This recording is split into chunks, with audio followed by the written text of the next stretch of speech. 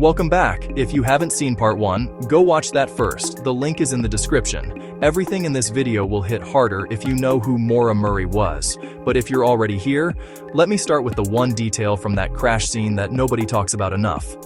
When police arrived at the Saturn Ion on the night of February 9, 2004, the hazard lights were on. Hazard lights don't turn themselves on. Someone turned them on after the crash. That means Maura was conscious. She was thinking clearly enough to flip that switch. She was doing something, making a decision, in those 15 minutes before the police arrived. And then she was gone. The question that has haunted this case for 20 years is not just where she went.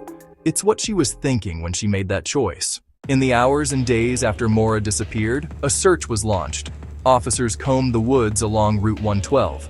Volunteers joined. Search dogs swept the area. Helicopters flew the tree line. They found nothing. And that's where the investigation story becomes as complicated as the disappearance itself.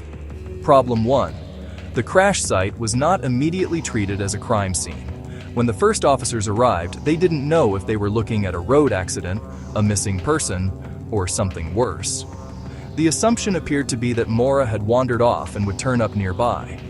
The car wasn't fully sealed. Time passed. Witnesses moved through the area.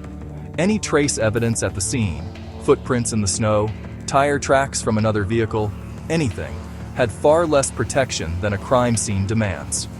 Problem 2. The surveillance footage. Businesses on and near Route 112 had security cameras. Those cameras could have told investigators whether another vehicle stopped near the crash that night, whether someone approached the car, whether Maura left on foot, or with someone. By the time investigators went back for that footage, it had been overwritten, gone. Problem 3. The FBI was never formally called in. The case stayed with the New Hampshire State Police. For many people, including Maura's own father, this was the most significant error. A missing college student with evidence of pre-planned departure, no body, and no explanation.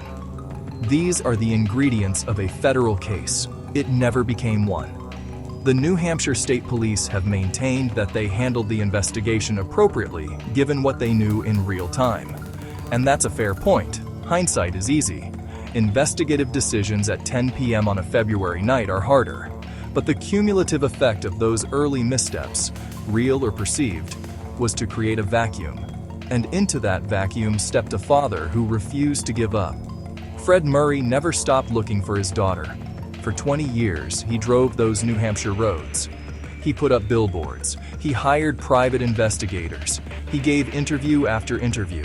He pushed the police, the media, anyone who would listen. Fred Murray believed, until the end of his life, that someone knew what happened to Maura, that someone had seen something, that somewhere an answer existed. He died in September 2024.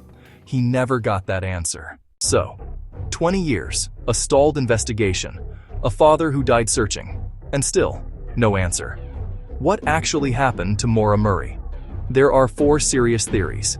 Each one is supported by some evidence. None of them is proven. And in part 3, we're going to go deep on all of them. But I want to introduce them here. Because understanding what each theory requires you to believe is the only way to evaluate them fairly.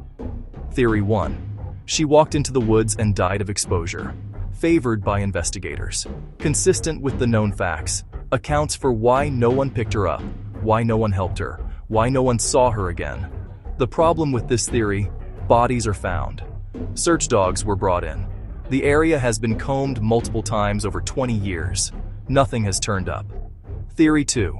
Someone picked her up, and something went wrong. There was a 15-minute window between Butch Atwood's call and the police arriving. A vehicle could have stopped. A stranger could have offered a ride. Maura, cold, scared, possibly impaired, could have accepted.